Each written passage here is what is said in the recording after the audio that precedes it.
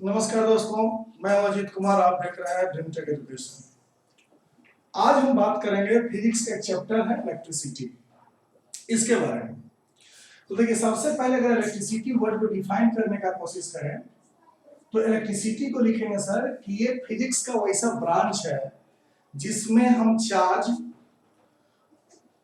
कितने प्रकार के होंगे, उसका क्या क्या नेचर है, उसका बिहेव क्या है, ये सभी को हम लोग चार्ज करते हैं। 8th क्लास में आप लोग पढ़े होंगे कि सर चार्ज को क्रिएट किया जाता है और ये चार्ज जो है वो दो तरीके का होता है। एक को कहते हैं नेगेटिव चार्ज, जो खास करके इलेक्ट्रॉन में होता है, और दूसरे को कहते हैं पॉजिटिव चार्ज,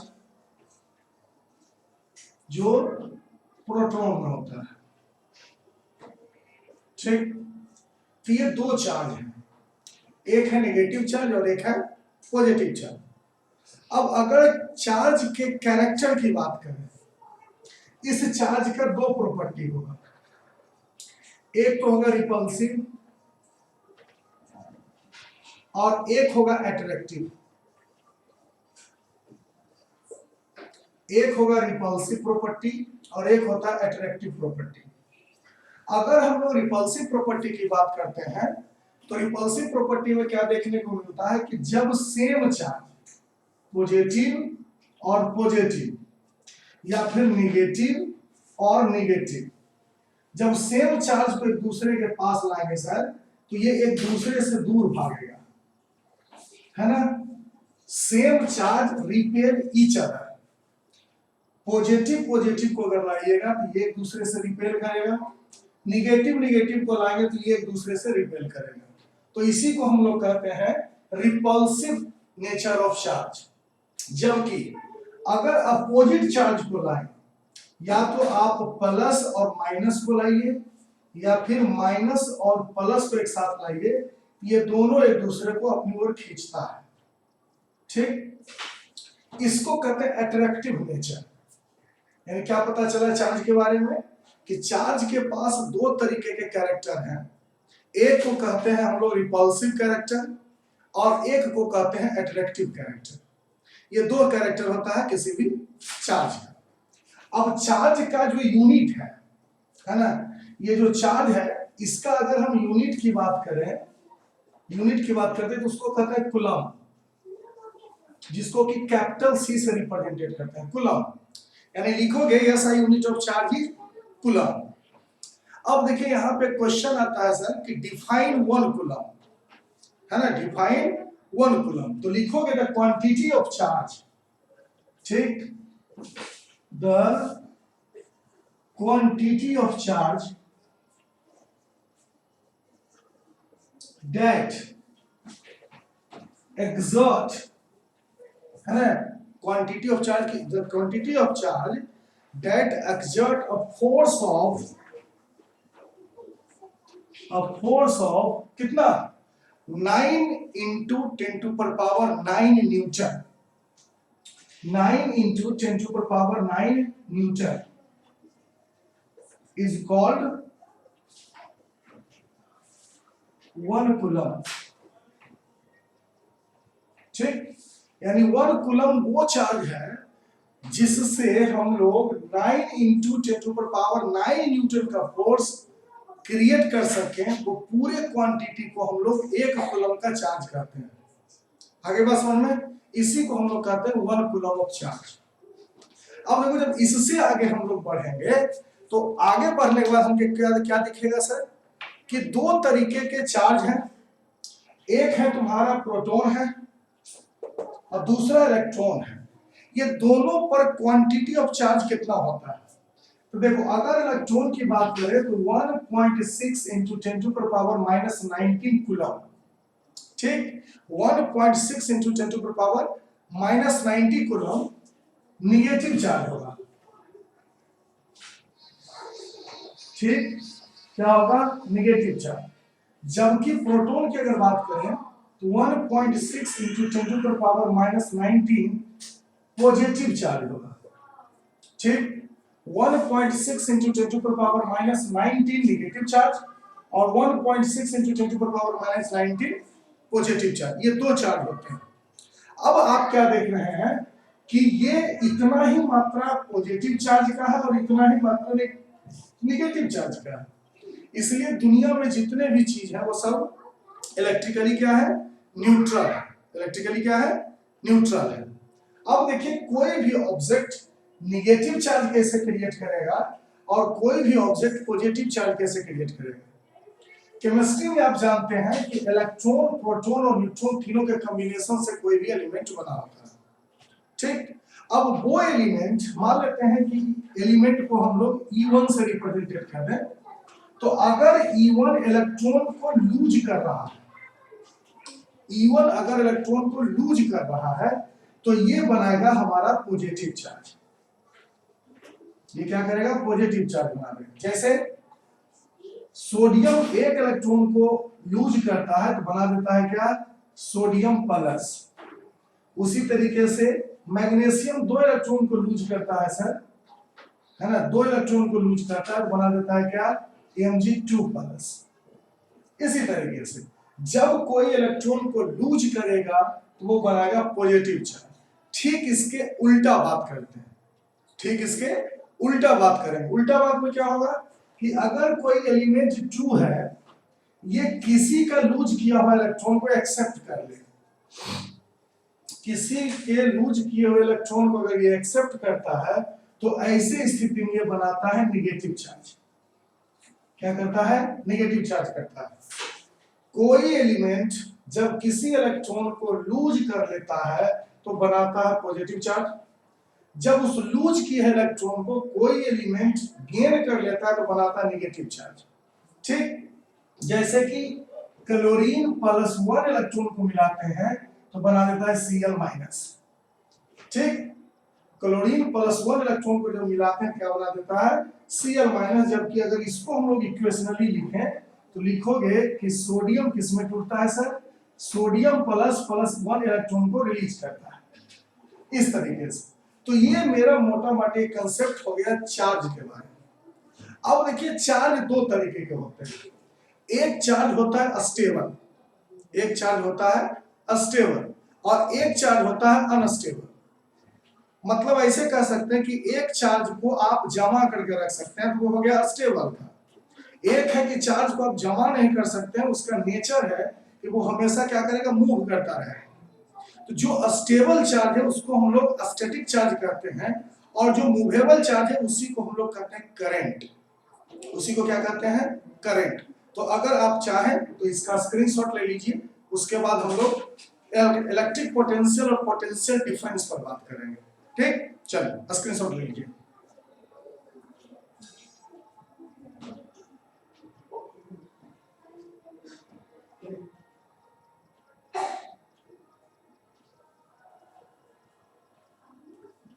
ठीक, चलिए आगे हम लोग बात करेंगे इलेक्ट्रिक पोटेंशियल की और पोटेंशियल डिफरेंस की। देखो क्या होता है ये सब।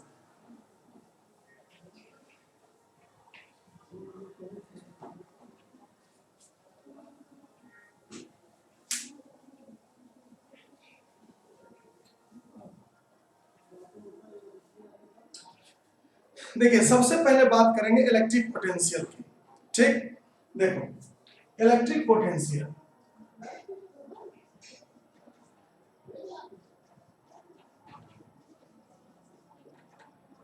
इलेक्ट्रिक पोटेंशियल क्या है। इलेक्ट्रिक पोटेंशियल का जहां तक सवाल है सर, तो इलेक्ट्रिक पोटेंशियल को समझने के लिए हमारे पास सिर्फ एक चीज मालूम होना चाहिए, आप इलेक्ट्रिक पोटेंशियल को अच्छे तरीके से कंक्लूड कर सकते हैं। सबसे पहले आप समझिए कि इनफाइनाइट कहीं है, यहां पर एक चार्ज है, इनफाइनाइट है और यहां पे हमने एक पॉजिटिव चार्ज रखा है।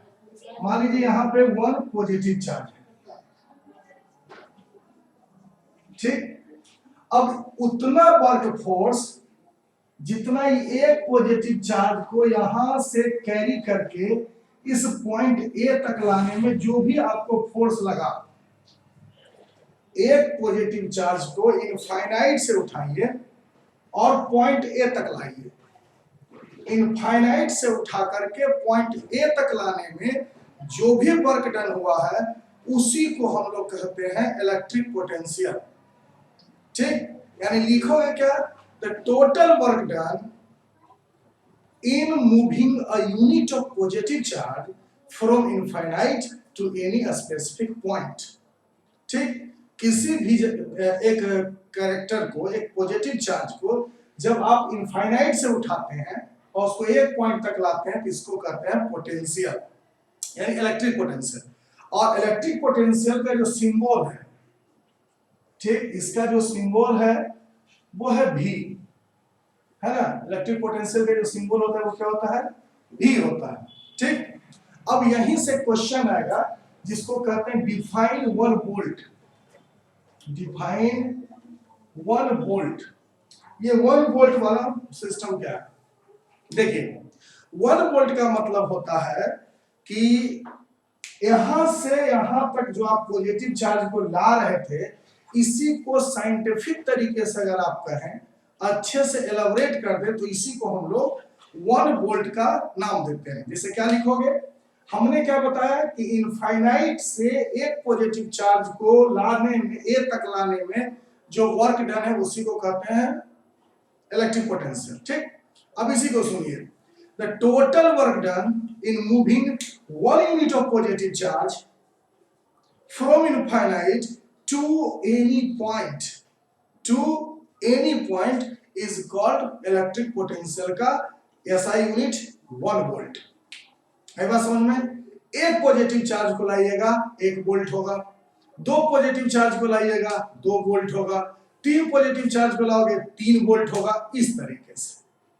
ठीक, अब समझिए इसी को मान लेते हैं कि जब आप इनफाइनाइट से एक पॉजिटिव चार्ज को पहले ए तक ले गए सर, तो आपने क्या काम किया, VA काम किया। ठीक, आपने क्या काम किया, VA काम किया।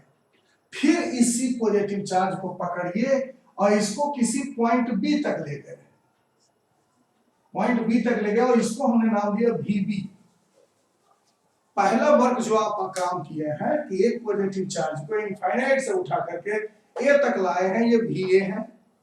एक पॉजिटिव चार्ज को इनफाइनाइट से उठा करके B तक लाए हैं, ये VB है।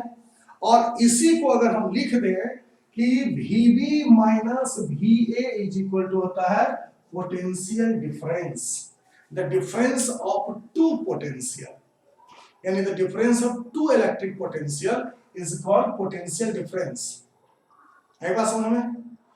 इलेक्ट्रिक पोटेंशियल क्या कह रहे थे, किसी भी पॉजिटिव चार्ज से, किसी भी पॉजिटिव चार्ज को इनफाइनाइट से उठाइए, एक पॉइंट तक लाइए, ये हो गया इलेक्ट्रिक पोटेंशियल। तो एक पॉइंट तक जाना है तो इस पर इलेक्ट्रिक पोटेंशियल को हमने रिप्रेजेंटेड किया VA से। जब इसी चार्ज को फिर वहीं से उठाना और दूसरे पॉइंट तक ले गए, तो मान लीजिए कि हमने इलेक्ट्रिक पोटेंशियल दूसरा किया होगा VB, और इसी को अगर VB माइनस VA कर दिया जाए तो इसी को हम लोग क्या कहते हैं, पोटेंशियल डिफरेंस। आगे बात समझ में? चलिए, तो पोटेंशियल डिफरेंस से हम लोग थोड़ा आगे बढ़ेंगे। पोटेंशियल डिफरेंस को कहते हैं PD। पोटेंशियल डिफरेंस का मतलब होता है the work done to quantity of charge. कितने क्वांटिटी चार्ज आप, कितने क्वांटिटी का चार्ज आप इनफाइनाइट से उठाए थे और यहां तक लाए थे। तो देखो, सबसे पहले लिखोगे work done by quantity of charge, quantity of charge. ठीक, तो work done by quantity of charge, यही कहलाएगा आपका पोटेंशियल डिफरेंस का। ठीक, अब देखो इसको अच्छे से एलाबोरेट करो। यहां से हम निकालेंगे सर कि 1 वोल्ट की वैल्यू क्या होती है। तो देखिए, तुमको पता है कि पोटेंशियल डिफरेंस को भी V से रिप्रेजेंटेड करते हैं।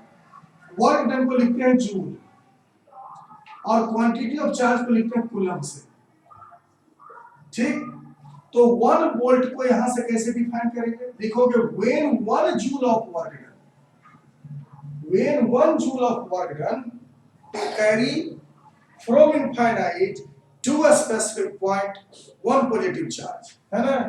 यानी कि 1 वोल्ट इज इक्वल टू हो गया that work done यानी कि 1 joule of work done to carry 1 positive charge, तो हो गया क्या 1 कूलम, ठीक, 1 positive charge from infinite to a specific point, तो 1 वोल्ट इज इक्वल टू हो गया 1 जूल पर कूलम, ठीक। इसी को दूसरे तरीके से लिख सकते हैं 1 जूल कूलम माइनस 1 या जूल कूलम, ठीक, जैसे लिखो ये अपनी मर्जी है, ठीक। अब आता है कि पोटेंशियल डिफरेंस, ये जो आपका पोटेंशियल डिफरेंस है इसको मापने के लिए एक यंत्र होता है जिसको कहते हैं वोल्ट मीटर, क्या कहते हैं उसको, वोल्ट मीटर, वोल्ट मीटर कहते हैं वोल्ट मीटर। इसको रिप्रेजेंटेट कैसे करते हैं, तो ऐसे भी लिखोगे, इसको गोल करोगे, दोनों तरफ एक तार निकालोगे, एक तरफ लिखोगे पॉजिटिव, एक तरफ लिखोगे निगेटिव, ये फिजिक्स में वोल्ट मीटर को रिप्रेजेंटेट करने का तरीका है, ठीक। चलिए इसका भी स्क्रीनशॉट ले लीजिए, फिर मिलते हैं, ले लीजिए।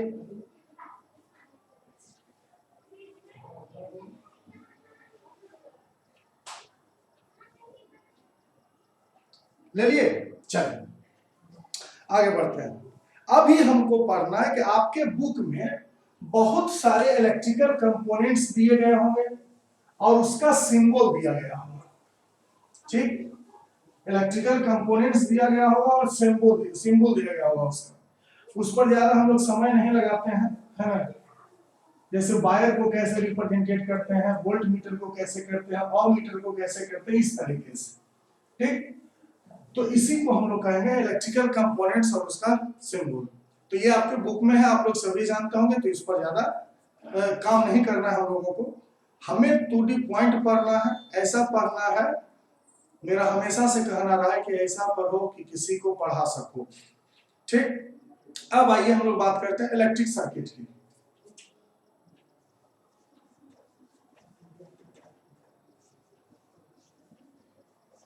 इलेक्ट्रिक सर्किट देखो क्या होता है इलेक्ट्रिक सर्किट। इलेक्ट्रिक सर्किट का मतलब है कि जब 2 and more than 2 electrical components combine together, ठीक, जब 2 या 2 से अधिक इलेक्ट्रिकल कंपोनेंट्स को आप आपस में कंबाइन करते हो तो उसी को हम लोग कहते हैं क्या, इलेक्ट्रिक सर्किट। जैसे देख लीजिए, ये हमने ले लिया क्या, एक रेसिस्टेंस, और इसके ऊपर लगा दिए एक वोल्ट मीटर, ठीक, और ये देखो वायर है, यहाँ पे लगा है बैटरी, ये है आपका स्विच, यहाँ पे लगा दिए और मीटर ऐसे, और यहाँ पे ऐसे इसको जोड़ दिए, इसको हम लोग कहेंगे इलेक्ट्रिक सर्किट। अब इसी में देखो इलेक्ट्रिक सर्किट को कॉमनली 2 चीजों में देखा जाता है, ये है स्विच, अगर ये ऐसे है तो इसको कहते हैं ओपन सर्किट, इसको क्या कहते हैं, ओपन सर्किट, और अगर इसको ऐसे करके जोड़ दीजिए तो ये हो जाएगा क्लोज सर्किट। तो आपने क्या देखा कि अभी जो हम लोग इलेक्ट्रिक सर्किट बनाया उसमें क्या क्या चीजें हैं सर, देखिए बैटरी है, स्विच है, अमीटर है, वोल्ट मीटर है, रेसिस्टेंस है और वायर है। इतने सभी इलेक्ट्रिकल कंपोनेंट्स को जब आपस में मिला दिए तो इसी से बना क्या, इलेक्ट्रिक सर्किट। और ये जो इलेक्ट्रिक सर्किट होता है दो तरीके का होता है, जैसा कि हमने तुमको बता दिया है, इलेक्ट्रिक सर्किट 2 तरीके का होता है, कैसा कैसा, ओपन और क्लोज, ठीक। चलिए अब बात करते हैं हम लोग इस चैप्टर का सबसे इंपॉर्टेंट चीज का, जिसको हम लोग कहते हैं ओम्स लॉ, ठीक। सर साइमन ओम ये एक सर्किट बनाए, सर्किट बनाने के बाद कुछ कंडीशन वहां पे डेवलप किया, और वो कंडीशन क्या था, टेम्परेचर और प्रेशर को अनचेंज रखा गया। टेम्परेचर और प्रेशर क्या हुआ, टेम्परेचर और प्रेशर इसको अनचेंज किया गया। अनचेंज मतलब इसको हम लोग कांस्टेंट लेके चलेंगे सर, ठीक। उसके बाद हमें कुछ नहीं करना, कांस्टेंट लेके चलिए। और देखिए होता क्या है कि यहाँ पे कुछ चीज है, जैसे देखो सबसे पहले अगर करंट की बात करते हैं तो उसको हम लोग आई से रिप्रेजेंटेट करेंगे, ठीक। अगर पोटेंशियल डिफरेंस की बात आती है तो उसको V से रिप्रेजेंटेट करेंगे। अगर रेसिस्टेंस की बात है, तो उसको R से रिप्रेजेंटेट करेंगे। इस तरीके से। ठीक, तो देखो ओम को क्या किया, ओम ने क्या किया कि आई, ये देखो बैटरी वाला जो है कनेक्शन वो किससे निकलेगा, आई और भी और फिर आई और आर, इसका ही रिलेशन निकाला। मतलब इसको ऐसे समझिए, पहले एक बैटरी लगाया होगा, फिर उसका वोल्ट मीटर मेजर किया होगा, दूसरा बैटरी लगाया फिर उसका वोल्ट मीटर मेजर किया होगा, तीसरा बैटरी लगाया फिर उसका वोल्ट मीटर मेजर किया होगा, चौथा बैटरी लगाया फिर उसका वोल्ट मीटर मेजर किया होगा, इस तरीके से। ठीक, दूसरा, अगर हम लोग इसको दूसरे शब्दों में कहें तो क्या कहेंगे, पहला बैटरी लगाया होगा और रेजिस्टेंस को किया होगा। ठीक, तो सबसे पहला जो निष्कर्ष निकाला, अपना कंक्लूजन निकाला, वो बोला कि सर भी जो होता है वो डायरेक्टली प्रोपोर्शनल होता है आई का। मतलब अगर करंट को आप एक एक यूनिट बढ़ाइएगा तो वोल्ट मीटर भी आपका रीडिंग एक एक यूनिट बढ़ा के देगा। सपोज करते हैं कि अगर करंट आपका 1 एम्पियर है तो वोल्ट आपको दे रहा है, वोल्ट मीटर दे रहा है 1 वोल्ट। ठीक, तो अगर हम इसको 10 एम्पियर कर देंगे तो ये 10 वोल्ट देगा, अगर इसको 1000 एम्पियर कर दोगे तो ये 1000 वोल्ट देगा। इस तरीके की बात कर रहे हैं हम, है ना, समझने के लिए इसको आसानी से ये दोनों। तो अगर यहां से क्वेश्चन पूछा जाए कि what happen when current become 4 times, तो लिखोगे सर जो वोल्ट है वो भी 4 टाइम्स। ठीक, potential difference become 4 times. What happen when current become half, तो बोलिएगा sir potential difference become half. ठीक, तो ये चीजें हैं। तो V is directly proportional to I, इसको इन्होंने माना इक्वेशन नंबर 1। दूसरा, अगर हम लोग, और इसको हम लोग देखो एक एक चीज करके समझते जाएंगे। ठीक, सबसे पहले V is directly proportional to I, और दूसरा हो गया V is directly proportional to R, और इस दोनों इक्वेशन को मिलाइए तो लिखा था V is directly proportional to IR, और इसी को हम लिखते हैं V is equal to IR। यही आपका है ओम्स लॉ। अब ये देखो, अगर तुमको पता चल गया कि V is equal to IR होता है सर, है ना, V इज इक्वल टू अगर IR होता है तो इसी से हम लोग आगे बात करते चले जाएंगे, कोई दिक्कत नहीं होना चाहिए। देखिए, अगर I इज इक्वल टू लिखे क्या लिखेंगे, V by R, R is equal to क्या हो जाएगा, V बाई I। तो एक फॉर्मूला से हम लोग 3 फॉर्मूला को ड्राइव कर सकते हैं यहाँ पे, और इसी को कहते हैं ओम्स लॉ। ठीक, इसी को क्या कहते हैं, ओम्स लॉ। कोई दिक्कत? अब देखिए ये इतना इजी है ना, यहां से बहुत कम पूछेगा तुमको पूछेगा मेनली रूप से क्या, ग्राफिकली रिप्रेजेंटेशन। ग्राफिकली रिप्रेजेंटेशन क्या कहता है कि अगर V और I के बीच में ग्राफ खींचा जाए, देखिए ये हम लोग बाई एक्सिस ले लिए, ये हमारा एक्स एक्सिस है। ठीक, ये है हमारा एक्स एक्सिस और ये है बाई एक्सिस। इस दोनों के बीच में अगर ग्राफ खींचे, किसमें, तो नीचे हम लोग रखेंगे V को और ऊपर रखेंगे I को। ठीक, तो अगर इसके बीच से ऐसे स्ट्रेट लाइन निकलता है, अगर इस तरीके से स्ट्रेट लाइन निकलता है, अलग अलग रीडिंग आएगा आपको, तो इसको कहते हैं ओमिक रेसिस्टेंस। और अगर ये स्ट्रेट ना निकल करके मान लो कि ऐसे करके कर्व निकल गया, तो ये हो जाएगा नॉन ओमिक। ठीक, अगर V और I के बीच में आपने ग्राफ बनाया और ग्राफ अगर सीधा खींचा गया, स्ट्रेट लाइन में है, तो इसी को कहते हैं क्या, ओमिक। और अगर कर्व हो गया, जो डॉटेड लाइन है, तो डॉट लाइन है इस ग्राफ में, वो कर्व लाइन को दिखा रहा है, और जो बीज लाइन है वो स्ट्रेट लाइन को दिखा रहा है।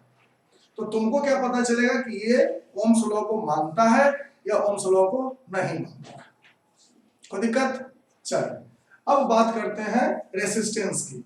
आप लोग स्क्रीनशॉट ले लो।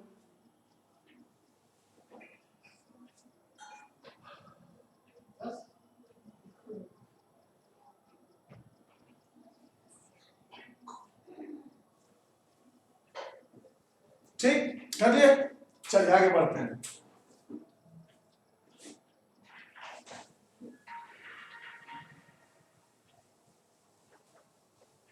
और स्क्रीनशॉट लेकर के इसका नोट्स बनाते रहो, अच्छे से समझ में आएगा।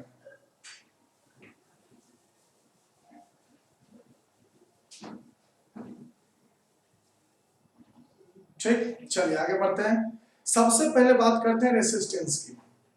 देखो रेसिस्टेंस है क्या? रेसिस्टेंस का मतलब होता है वैसा प्रत्येक चीज जो तुम्हारे स्पीड को रोके। ठीक, जैसे मान लो तुम दौड़ रहे हो और सामने से हवा चल रही है, तो वो भी रेसिस्टेंस है। कुछ को दिखता होगा जब वो दौड़ते हैं तो पीछे पैराशूट बांध लेते हैं, जब वो पीछे पैराशूट बांध लेता है तो क्या है, वो पैराशूट उसके लिए रेसिस्टेंस है। आप दौड़ रहे हो, तुम्हारे पैर में रस्सी बांध दें तो ये भी रेसिस्टेंस है। ठीक, वैसा प्रत्येक चीज जो तुम्हारे स्पीड को रोके, इस सभी को रेसिस्टेंस कहते हैं। अब यहां पर रेसिस्टेंस किसको कहते हैं? देखो दुनिया में जितना भी मटेरियल है ना, जितना भी मटेरियल है उसका नेचर है सर कि वो क्या करेगा, रेसिस्ट करेगा। जैसे तुम आगे बढ़ने लगे रोकेगा तुमको। ऐसे लोग भी बहुत सारे मिलते हैं, है ना। तो रेसिस्टेंस का मतलब यही है कि दुनिया में बहुत सारे ऐसे मटेरियल हैं या सभी मटेरियल जो कि क्या करते हैं, करंट के स्पीड को रोकता है। जब करंट के स्पीड को रोकने की बात आ जाएगी तो यहाँ पे क्या पता चलेगा कि जब करंट का स्पीड रुक रहा है तो इसी को हम लोग कहते हैं रेसिस्टेंस। ठीक, यानी कि क्या लिखोगे, क्या लिखोगे, the rate of the potential difference according to ends of the conductor, है ना, the strength of the conductor flowing through it. जब कोई current, when any current passing through a conductor, the create a resistance in the path of the current is called, that resistance is called resistance। ठीक, या कह सकते हैं इसको और आसानी से हम लोग कह सकते हैं कि the nature of any material that oppose the flow of current to any conductor is called resistance। ठीक, अब रेसिस्टेंस को हम लोग सिंपली रिप्रेजेंटेड कैसे करते हैं, तो इस तरीके से लेते हैं इसको, ऐसे ऐसे ऐसे करके घुमा के ऐसे कर दो। एक नेगेटिव पोल होगा, एक पॉजिटिव पोल होगा, और इसको आर से रिप्रेजेंटेड करते हैं, कैपिटल आर से। ठीक, अब आइए अगर हम ओम का लॉ को मान के चले, है ना, अकॉर्डिंग टू ओम्स लॉ, तो क्या होगा sir, V is equal to, जानते हैं हम लोग V इज इक्वल टू होता है आई आर, तो R इज इक्वल टू क्या हो जाएगा, V by I, V by I. ठीक, चलिए यही है। अब देखो इसका जो SI यूनिट होता है, रेसिस्टेंस का जो SI यूनिट है उसको ओम कहा जाता है, ओम। इसको ओमेगा का एक साइन है उससे रिप्रेजेंटेड करते हैं। ठीक, ओमेगा का जो साइन है उससे इसको रिप्रेजेंटेड करते हैं हम लोग।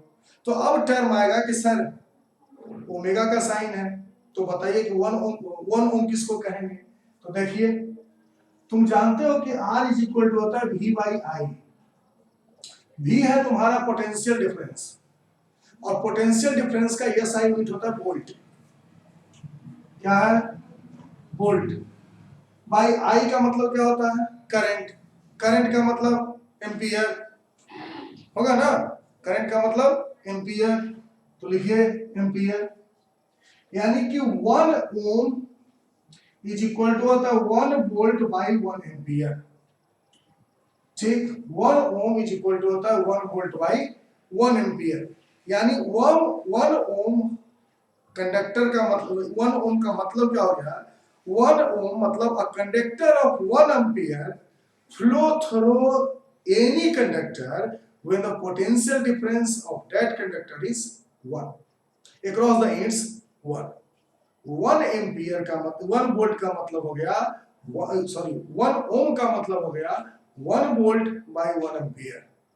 ठीक, चलिए अब हम लोग क्या देखेंगे कि ये जो रेसिस्टेंस होते हैं सर, ये ऐसे ही नहीं है, इसके कुछ फैक्टर है जिस पर ये काम करता है।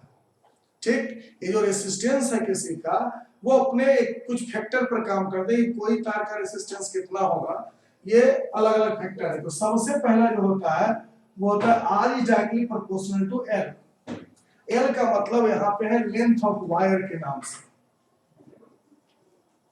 लेंथ ऑफ वायर, ठीक। R is directly proportional to L का मतलब क्या होगा, लेंथ ऑफ वायर।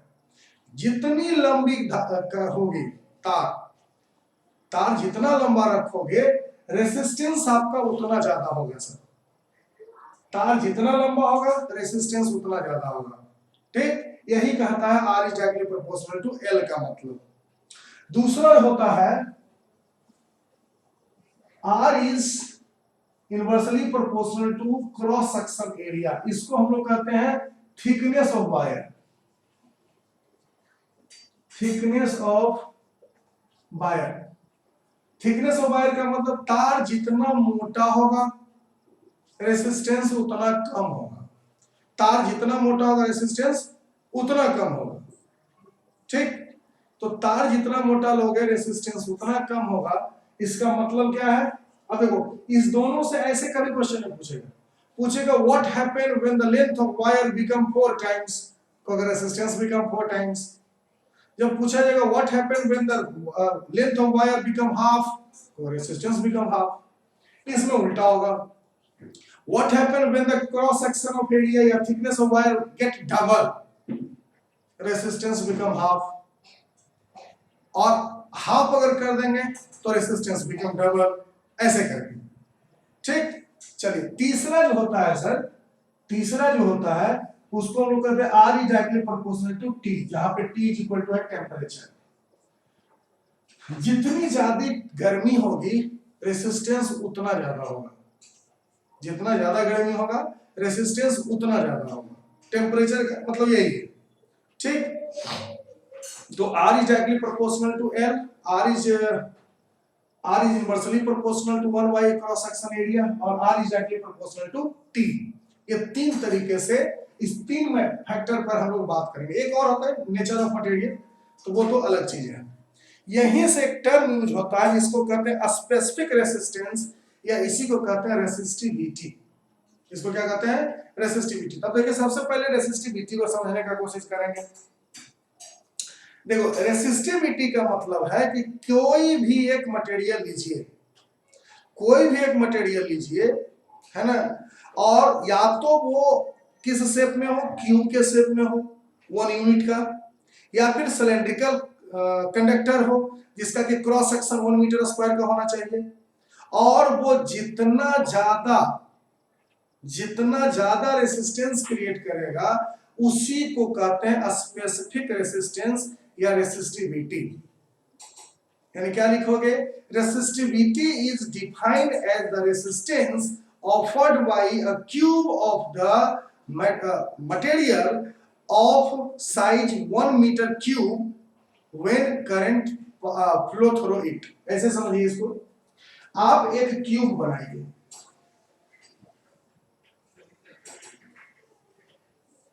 ऐसे, इसका सभी साइड क्या है 1 मीटर है, एल, लेंथ, ब्रेथ, हाइट सब कितना है 1 है, तो इसको क्या कहेंगे 1 मीटर क्यूब कहेंगे। हाँ, अब इससे होकर के मान लो कि करंट को हम निकाल रहे हैं, आई को निकाल रहे हैं, ठीक, और यहां से हम निकाल रहे हैं 4 एम्पियर।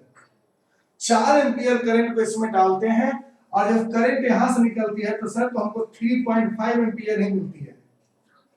तो ये जो 0.5 एम्पियर का करंट रुका उसके अंदर, या जो स्पीड, या इसको स्पीड में भी ऐसे कैलकुलेट कर सकते हैं, स्पीड में जो रुका इसी को हम लोग कहते हैं क्या, ड्रिफ्ट स्पीड, या इसी को कहा जाता है स्पेसिफिक रेसिस्टेंस।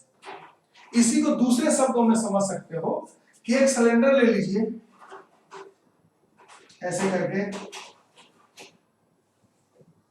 ऐसे सिलेंडर ले लो, ये जो सिलेंड्रिकल है इसका सब कुछ 1 मीटर, ये भी 1 मीटर, ये पूरा 1 मीटर, ठीक, ऐसे।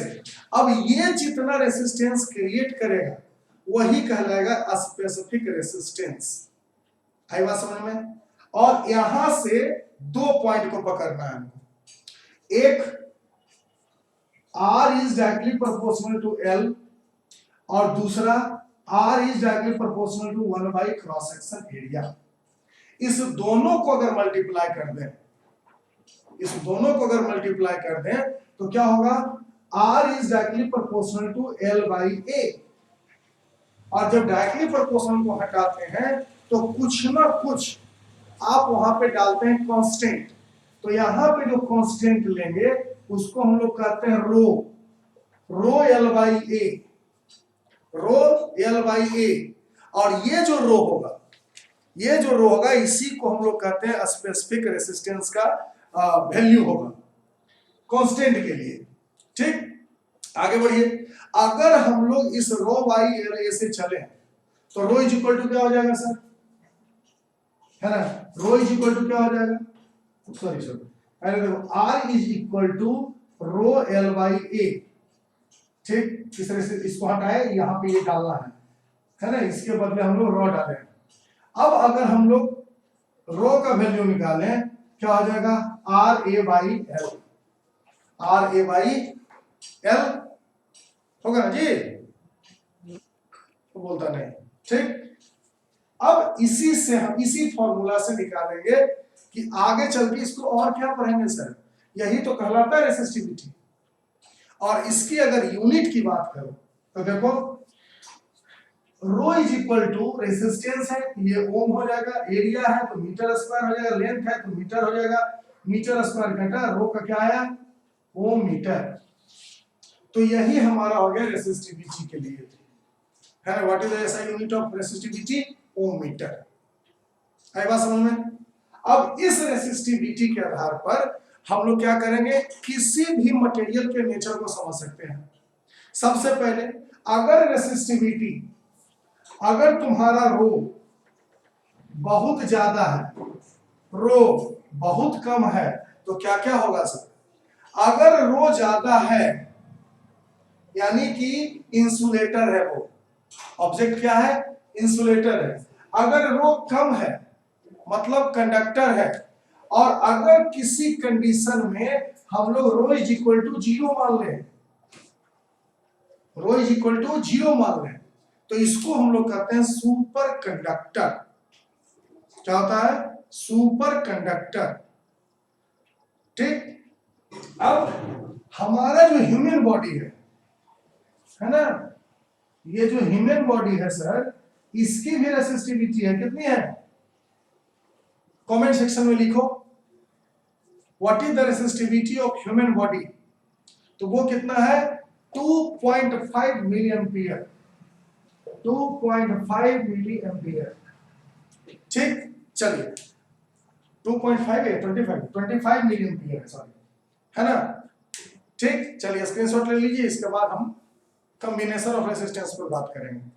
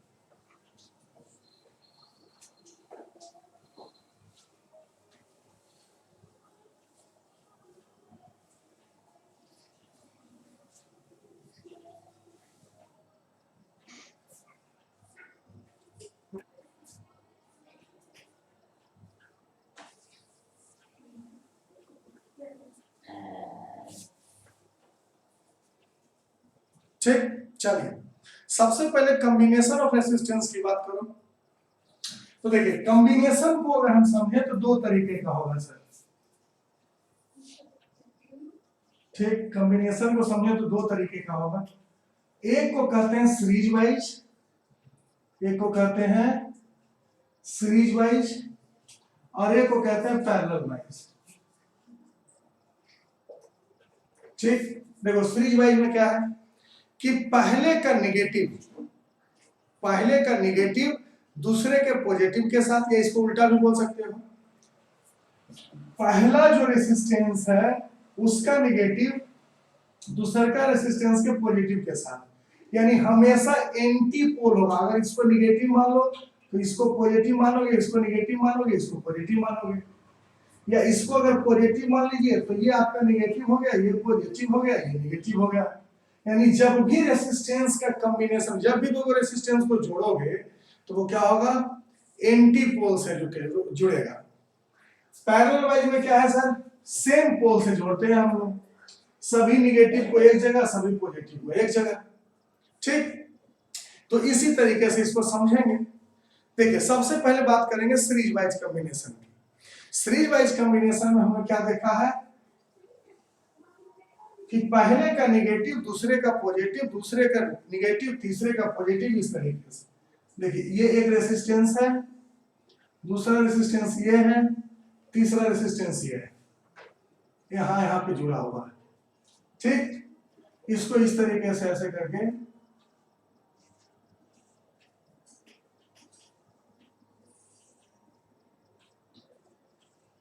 ऐसे जोड़ दिए। ये इसका हो गया V1, ये हो गया V2 और ये हो गया V3। ठीक, V1 V2 और V3, ये तुम्हारा है R1, ये है R2 और ये है R3। यानी कि R1 का जो पोटेंशियल डिफरेंस है वो V1 मेजर करेगा, R2 का जो पोटेंशियल डिफरेंस है वो V2 मेजर करेगा, R3 का जो पोटेंशियल डिफरेंस है वो V3 मेजर करेगा। ठीक, तो इसको लिख दीजिए R1, R2 and R3 combined in series wise combination।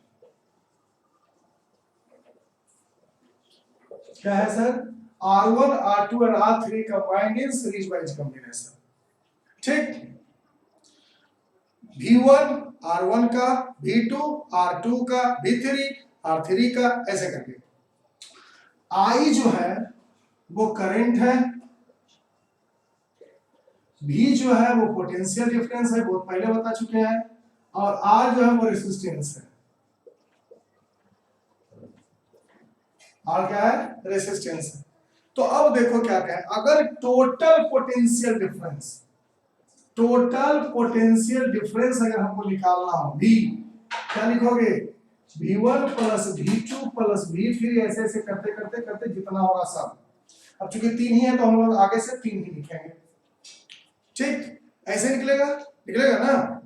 Total potential difference अगर निकालना हो तो आप V1 V2 V3 तीनों को इसी तरीके से निकाल लेंगे। ओम्स का लॉ क्या कहता है, ओम्स लॉ आपको कहता है कि V इज इक्वल टू होता है IR। तो V1 की वैल्यू क्या होगी सर, IR1, V2 का वैल्यू क्या होगा IR2, V3 का वैल्यू क्या होगा IR3 होगा ना। V is equal to IR है तो V1 के लिए होगा IR1, V2 के लिए होगा IR2 और V3 के लिए होगा IR3। कोई दिक्कत, अगर हम लोग इस तीनों का वैल्यू V1, V2 और V3 का वैल्यू अगर हम लोग किसमें डाल दे इक्वेशन नंबर 1 में, तो देखो V इज इक्वल टू होता है IR is equal to V1 का वैल्यू क्या है, तो IR1 plus IR2 plus IR3। कोई दिक्कत है ना।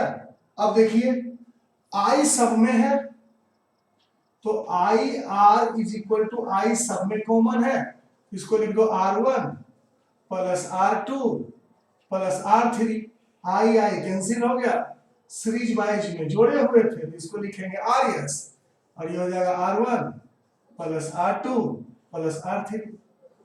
ये आपका सीरीज वाइज का इक्वेशन निकल गया। सीरीज वाइज में जो रेसिस्टेंस जुड़ा हुआ होगा तो उसके लिए हम लोग कौन फॉर्मूला लगाएंगे, RS is equal to R1 R2 plus R3। ठीक, चलिए अब ये जो RS है इसको हम लोग कहते हैं इक्विवेलेंट रेसिस्टेंस। ठीक। और इक्विवेलेंट रेसिस्टेंस जो है, इक्विवेलेंट रेसिस्टेंस, इससे कुछ वैल्यू, इससे कुछ पता चलता है हमको। तो इसको इक्विवेलेंट या इक्विवेलेंट रेसिस्टेंस जो बोलो पूरा लिख देते हैं, इक्विवेलेंट रेसिस्टेंस।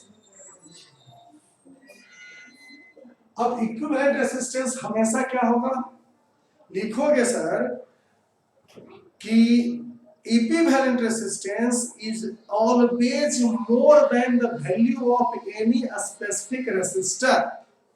मतलब अगर हम इसको 1 ओम, इसको 2 ओम, इसको 3 ओम मान लें, तो तीनों की जो वैल्यू है पार्टिकुलर उससे हमेशा इक्विवेलेंट रेसिस्टेंस का ज्यादा होगा। कोई दिक्कत? आगे बोलिए। सीरीज वाइज कॉम्बिनेशन के लिए क्या क्या चीजें हैं सर? तो तुम्हारे घर में लगा होगा एमसीबी है ना, मिनिएचर सर्किट ब्रेकर, ये सीरीज वाइज में लगता है। जो डेकोरेटिव बल्ब होते हैं वो सीरीज वाइज में कंबाइंड होते हैं, और ठीक ये दोनों चीज। तो इसको स्क्रीनशॉट ले लो, उसके बाद हम लोग बात करते हैं पैरेलल वाइज पर।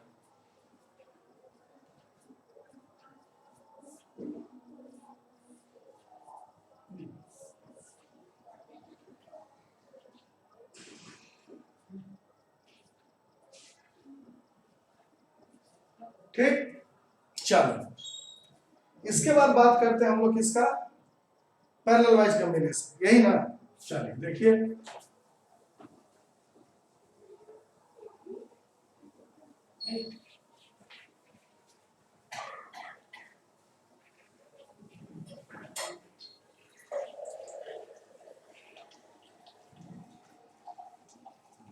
Parallel wise combination.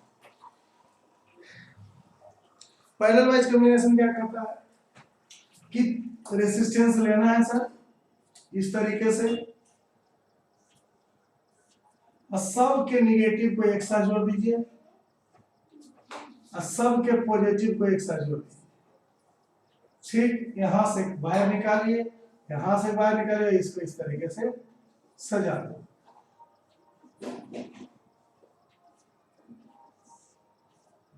ऐसे इसका नाम रख दो R1, इसका रख दो R2, इसका रख दो R3, और I करंट इसमें चल रहा है। अब तुम क्या देखोगे, इस पॉइंट A पर आकर के ये बन जाएगा I1, I2, I3, और फिर I1, I2, I3 इस B पॉइंट पर जाकर के बन जाएगा I। यही धंधा चलते रहेगा। ठीक, तो इसमें क्या करेंगे, इसमें भी उसी तरीके से काम करेंगे। देखो R1, R2 and R3 combined in parallel wise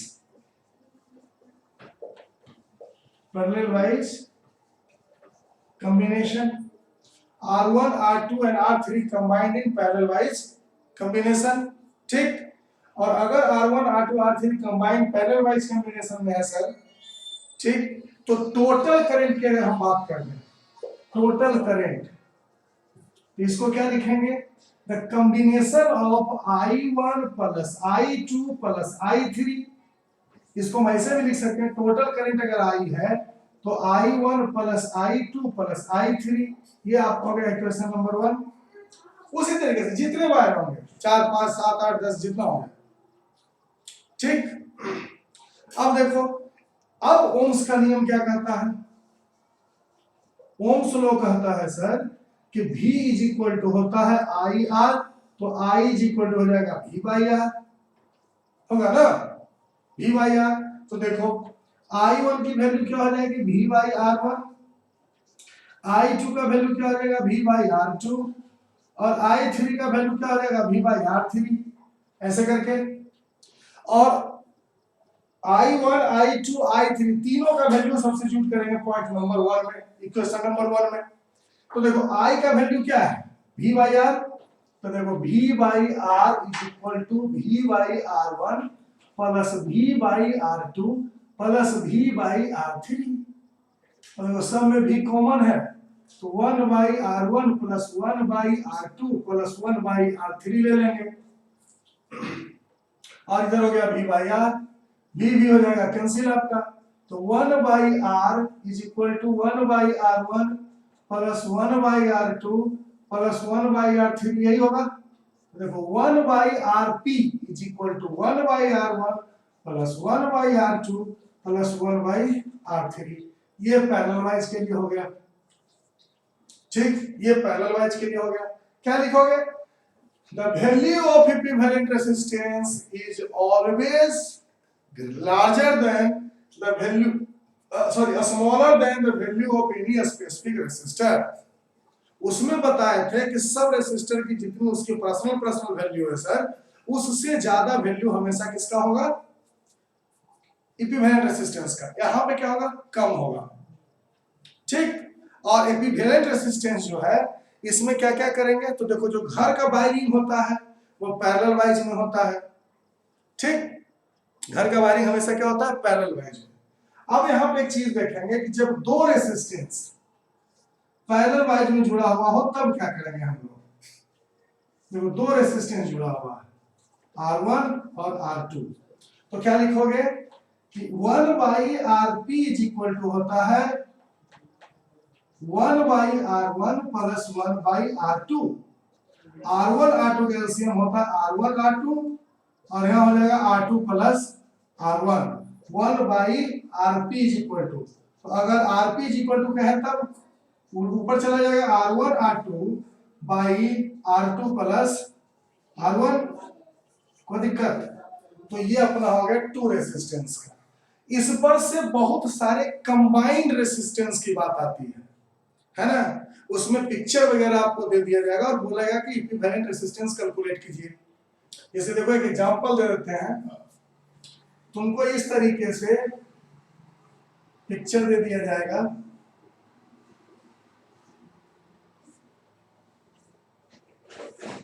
और सबकी वैल्यू दे दी जाएगी। इसका दे देगा 2 ओम, इसका दे देगा 2 ओम, इसका भी 2 ओम, इसका भी 2 ओम, इसका 3 ओम।